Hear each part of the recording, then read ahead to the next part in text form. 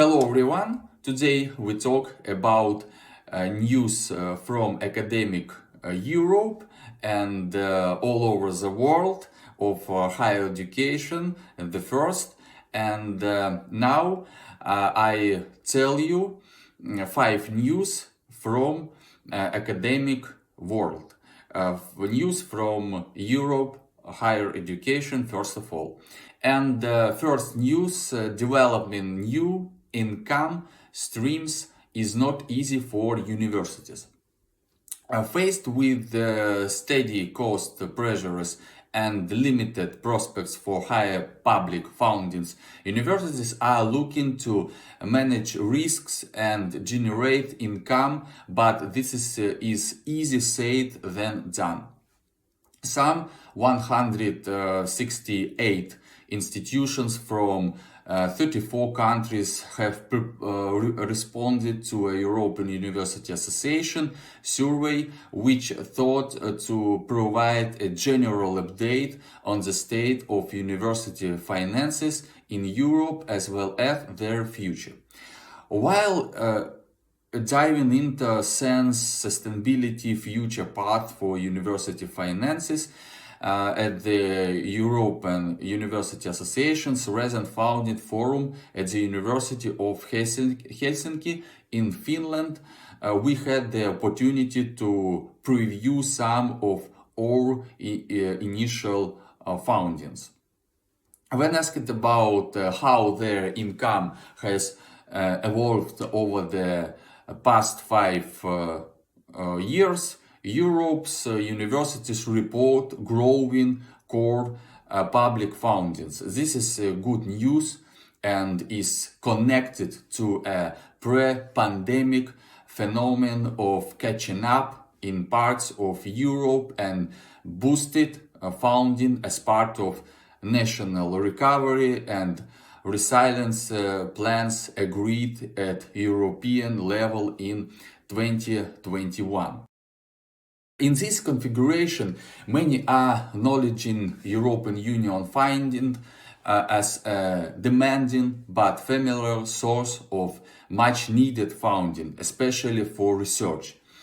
The stakes are high, even though on average European Union funding accounted for around 5% of a university's income. Some institutions really want it for up to 1/5 of their revenue, notably through European structural and investment funds. However, it's not all the same old story. With European funding, there is a new kid on the block. The alliances under the European Universities Initiative. As the chain grows, incorporating more higher education providers across the continent, universities are gradually ensuring their European Union funding strategy into their respective alliance. They plan project proposals with consortium partners and bring internal structures closer together to develop synergies.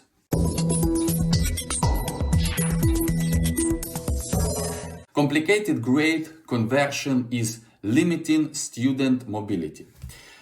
Learning mobility offers students a unique opportunity to gain international experience, broaden their knowledge, and enhance both their intercultural skills and personal growth. Yet, one of the most persistent challenges in making learning mobility a truly seamless experience is the complexity of grade conversation.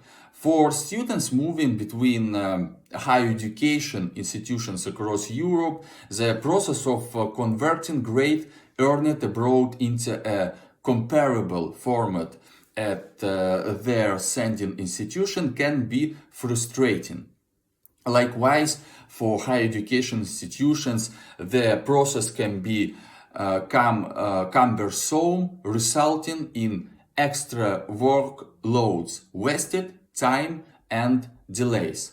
There are several obstacles to a smooth, great conversation process, resulting in negative impacts on students' academic experiences, the reputation of higher education institutions, and the overall perception of learning mobility. Ultimately, an insufficient great conversation risks undetermine the broad internationalization goals of the European higher education area. The diversity in grading systems across the European higher education area is one of the most significant hurdles to achieving automatic recognition. This variation is evident because countries adopt vastly different grading scales, ranging from numerical systems such as Portugal's 0-20 scale to the letter grades used in the UK. Furthermore, grading practices can differ significantly within individual countries. For instance, Slovenia and Latvia use both pass-fail and graded systems dependent on the institution. Germany has decentralized approach which allows multiple systems to coexist, making it difficult to standardize conversation processes. These discrepancies complicate effort to ensure fair and transparent assessment of academic performance and qualifications across the European region. Such a heterogeneous landscape poses a persistent challenge for institutions attempting to standardize grade conversion. A visa bonanza for students who want to study in France. Thousands of Cameroonian students are said to benefit from efforts by the French authorities to increase the number of student visas by making the application process to go to France for educational purposes easier. French authorities, in collaboration with the Ministry of Higher Education in Cameroon, are also seeking ways to protect and advance French as an academic language at higher education level.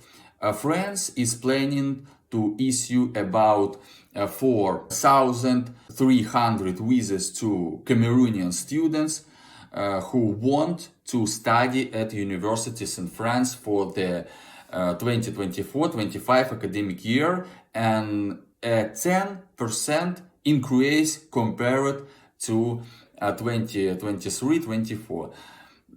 In fact, the total number of visas issued to Cameroonian students in 2024 could increase by 30% compared to the previous year.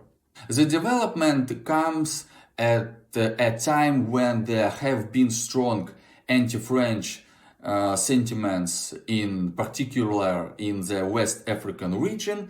One of the factors that have contributed to diplomatic tensions has been France's student visa restrictions in countries where there have been political conflict, coups, and a decline in democracy. In addition, academic experts say that with the increasing dominance of the English language in the business world, in particular in the era of information technology, there has been a need to promote French in higher education. News from Netherlands: discord over planned cuts to international student numbers. Protests by higher education stakeholders are said to continue after the Dutch Minister of Education, Culture and Science, Eppo Bruins, presented a policy to the House of representatives that will limit the number of undergraduate international students coming to study in the Netherlands by 1/3 and save the government €293 million. Demonstrations are being organized by We On Axia, a national movement of university staff and students formed to protect the interest of university education and scientific research, the Dutch Student Union and Universities of the Netherlands, among others. The next protest is planned for 40 November in Utrecht. Among Bruin's plans is a reduction in the use of English at Deutsch universities and colleges so that no more than 1/3 of the classes in most bachelor degree programs will be in languages other than Dutch, and a special committee will approve all bachelor degree courses which are English only. Currently, one in the 3 bachelor courses in the Netherlands is offered in other languages, and half of these are a mixture of Deutsch and English. Universities will be asked to apply a cap on the number of students in all non-Deutsch degree courses.